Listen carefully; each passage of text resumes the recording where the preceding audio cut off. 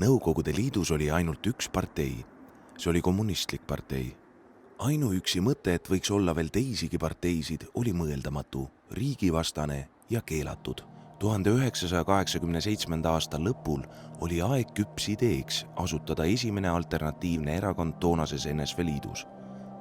Eesti Rahvusliku Sõltumatuse partei asutamiskongress peeti 20. augustil 1988 Pilistveres. Meid oli siin tookord üle 100 inimesi üle terve Eesti kokku tulnud. Oli noori, oli vanu, oli keskealisi. See on hea läbilõige. Koosolek algas Pilistvere kirikus kell 12. Ilm oli ilus, täpselt nagu praegu. Sel ajal oli inimestel jõudu ja tahtmist kuulata. Iga sõna oli tegu, iga sõna oli hästi oluline.